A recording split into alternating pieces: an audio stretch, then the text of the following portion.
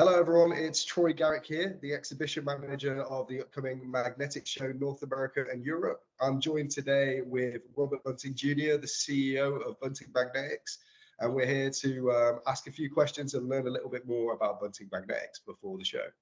So first of all, hello Robert, how you doing? I'm doing well. Thanks for having me. Excited to do this. Fantastic. Yeah, thank you very much for coming and telling us a little bit more about your company. So yeah, firstly, I just kind of wanted to go into Bunting itself. Is it possible for you to give me a little bit of background about Bunting Magnetics regarding its origins, from where it started, and then where that compares to in this role today? Sure. Well, my grandfather came back from World War II and moved back to Detroit, Michigan area. And after at that time, there was a big housing boom. So there was a lot of houses being built, and he and a friend of his started a company in windows and doors, and so that was at the time a lot of aluminum doors. So they had the ability to cut those pieces, and we're doing pretty well. And then another guy said, "Hey, you've got a saw. I need these magnets cut." So at the time, that was the big ferrite block, and Sure. at that time, they started doing that, and more actually had the ability to do a little bit better in the magnet business. And that's when broke off, and my grandfather partnered with another gentleman, started the magnetics company, and then as the years went on, they moved to Chicago. But the Detroit start was mainly for magnets going under conveyors for steel stamped parts for the automotive industry. Sure. So that kind of got us as a company into the magnetic conveyors, and lots of different type conveyors we still do today. But we were always in magnets, and so as we've grown, we've had magnets, either cutting, sourcing, assembling in Chicago, and then moving to Kansas. And then as we've grown, we acquired company Magnet Applications that had the facility in Pennsylvania and then in Berkhamsted, England. And that's where we got some great people like Chris Riley and Matthew Swallow, especially, that are active with the organization in England. So we've acquired a couple other companies along the way. One in Redditch, England, that was Master Magnets, and then just within the year or so, Magdev in England as well, and that's opened us into soft magnetics, which has been a big growth market for us actually here in a short period. So that's kind of our origin story. Has grown a lot through acquisition, but we definitely still have the magnets for equipment, which goes into recycling, food, plastic, the variety of products, and then we do have the magnets that we source that are either on the shelf, stocked, ready to go in Berkhamsted, and then also in the Chicago area. And then we of course have a lot of the more magnetic assemblies that we're able to build both in Pennsylvania and in Berkhamsted. Fantastic. Long answer. I hope that's okay. No, that's it. That's exactly what I was looking for. Long, rich history and heritage in the magnetics industry in many different components. I mean, I myself have visited the Berkhamsted and Redditch facility, and even between those two, is quite a lot of different range in applications. Absolutely. It's very impressive to see. So we kind of touched here. The two sides of the business there between Redditch and Berco are quite different. Yeah, very big and very small. Yeah, we actually, myself and my director, we actually visited on the same day. So it was quite interesting to see within one day the whole spectrum of activities and applications that you guys could provide. So we kind of touched on this in your answer originally, but can you maybe describe a little bit more some of the unique aspects to Bunting that you would say perhaps set you apart from your competition? And what are your kind of core products and markets going into 2024 and beyond? Especially as we talked a little bit there, we kind of have the equipment side of our business, and then we have the magnets. And I'm going to, for this audience, set aside a lot of the heavier industry magnets we build. So what sets us apart in the small magnets is we have a pretty strong sourcing team in China, direct employees that can help us source a lot of those rare earths and neodymiums from reputable sources that we've used for over a decade in China. We've got that available for both a North American market, the UK market, the EU market. Lots of people want to source directly from China, but that can be oftentimes difficult when you don't know who's reputable. And then our ability to the knowledge, so great people I mentioned, Chris Riley and Matthew Swallow. We brought on a new engineer for the U.S. to be in their same role. So we're really excited from the staffing wise.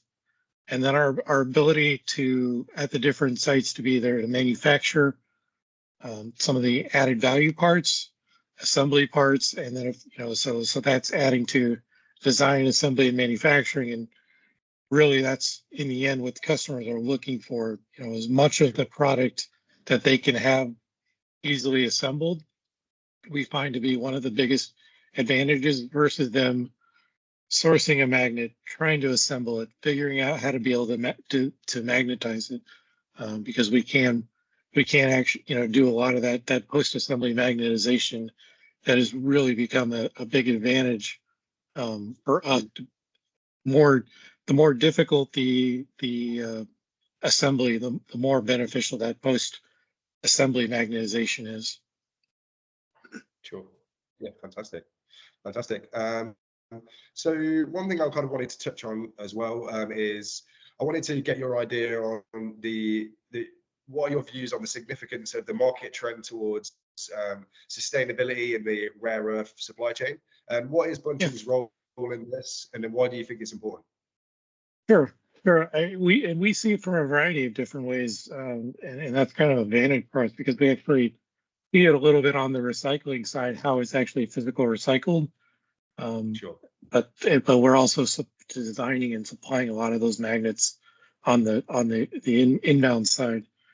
I think as we look at the way the world is changing, I think the ability to ensure security and safety for a particular country is quite key.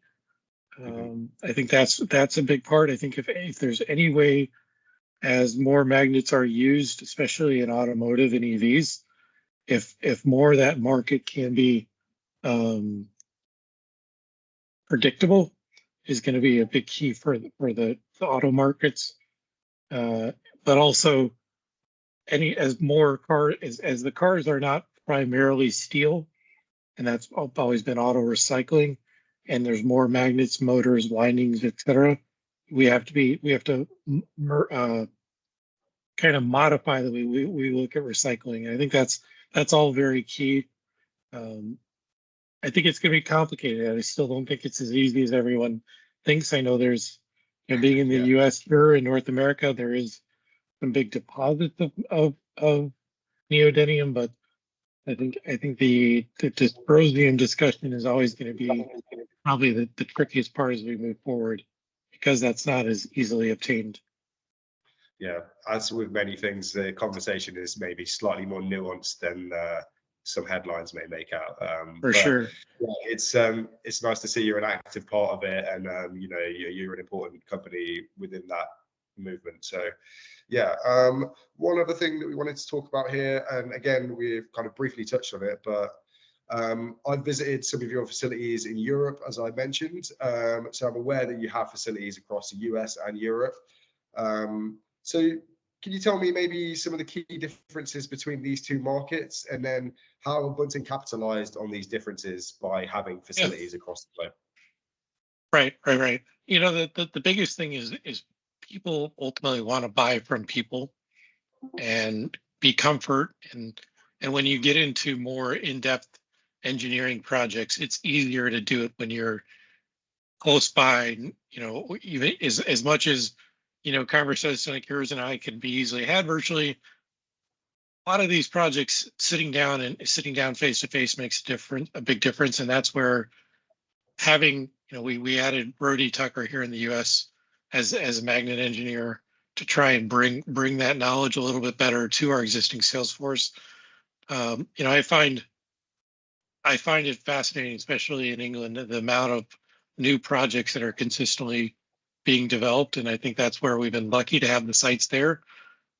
Europe is where our next step is going to be, and we're working on a footprint to be in Europe. We haven't decided where that's going to be, but the advantage for us is we can build off of our ability to keep inventory parts and then create demand off of those to then help customers more with the engineered products. But I think wherever there's a new innovation happening, it helps to have a little bit of more of a local feel, and that's what we're trying to accomplish.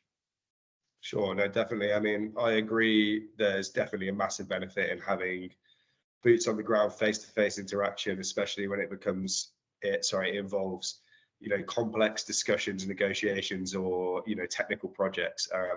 And again, that's one of the things and the reasons we came and tried to set up the Magnetic Show. We want people to have more face-to-face interaction. So I totally agree that if you want to do business in a market, it's not necessary to have a footprint there, but it definitely helps. Yeah, we're definitely excited, especially the show being in on the West Coast, where I think in a lot of ways for the U.S. you see not as many expositions on the West Coast, but there's a lot of demand from new design innovation that definitely happens, California, Oregon, Washington State, all the way up, and then of course you've got a good chunk of the EV companies, stretching from California, Nevada, Arizona, Texas. So there's definitely the right people to be there for us. Yeah, fantastic. So going on from that and the kind of correct people and audience at the show, can you tell me some examples of key customers that you guys have served? Some people or companies that people may recognize listing out there at all? That's always a tricky one. I think we've got some companies that are definitely tier one type suppliers. That I'm sure we're hoping that'll be there. Sure hope that the number one selling pickup truck in the U.S. continues to sell well. Sure. I hope that's said as coyly as I can. But there we go. This is when my line to a lot of people is we sell millions of products to millions of people for millions of applications. There's things all over the place. Fair enough.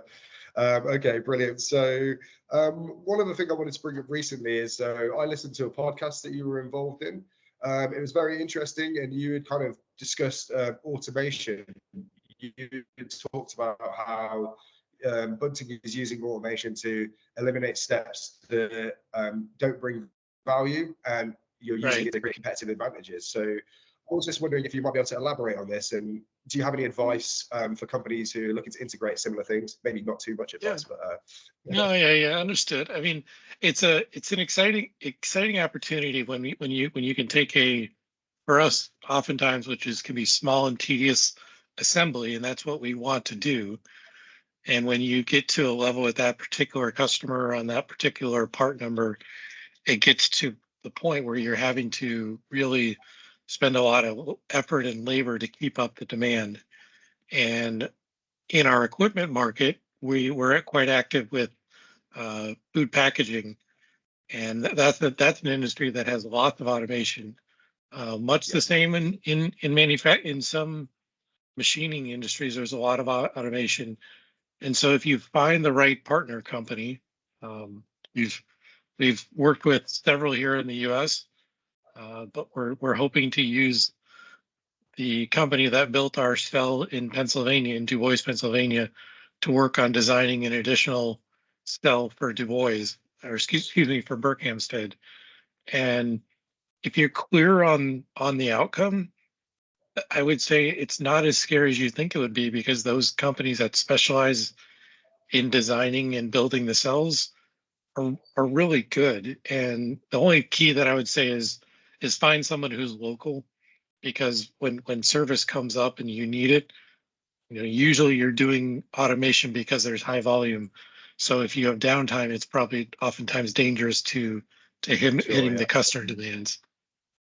So I guess that would be your advice, maybe keep it local, make sure if there are any issues, you can get someone to come out. And yeah. Yeah, Makes for sense. sure. For Fantastic. sure. So yeah, what drew you guys to kind of want to get involved with the upcoming Magnetic show? Well, And what did you hope to gain from exhibiting? being interested, it definitely helps when we have Matthew Swallow, who sits on the Magnetic Society as the president. So it's awfully important for us to support him as an employee, and also as he taking on the role of him personally and for the company being more active.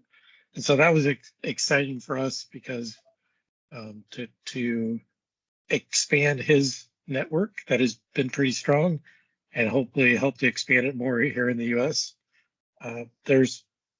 We do a lot of different trade shows because of our diversity of industries, and I like trade shows that bring together the people you need. And sometimes it's about the people coming together, not about the booth or the presentations that get people there. But really, what you're looking for is to have the right conversations with the right people. And I'm really excited. A big chunk of this about the location, because I believe you're going to have so many people from the West Coast, especially, be able to easily, drive or a short flight to Yeah. come there. So I'm excited. I'm gonna be there. So I'm gonna get to see how it works out firsthand. Yeah, fantastic. We're excited to have you there, and we're excited to see the show in action, as I'm sure a lot of the industry are. Right. So one final question to end on, and it's something that I've asked everyone in my Q&As recently. It's a bit of a silly one, but do you have a favorite fictional use of magnets or magnetic devices in TV's movie or media? Well, I saw that, and I have to say that that's a really good question. A great icebreaker, by the way, maybe up front even. So I love all the James Bond movies. I knew this one was going to come up. I was waiting for this one. Go And ahead. I was surprised. I mean, and as an American, I thought, it would have been a Brit would have said it far before me. But you have to love it was Goldfinger, right, with the electromag picking up the I think it was a Lincoln probably. But um, I also can't say that without saying I loved Breaking Bad, and so of course again that scrap magnet. Um, when they're breaking into the police station, and I can't say the line that he says after that, but I think if you if you know the scene, that's exactly how I feel about magnets. I think many people will know the scene, I'm sure. Yeah. Fantastic. Well, yeah, thank you very much, Robert. It's been brilliant learning a little bit more about Bunting Magnetics. And, to everyone out there listening or watching this, if you want to learn more about Bunting Magnetics, please come down to visit them. They're going to be at booth 617 at the Magnetic Show in Pasadena, California, from the 22nd to the 23rd of May. We'd love to see you all there. So please join. Thanks so much. Thank you.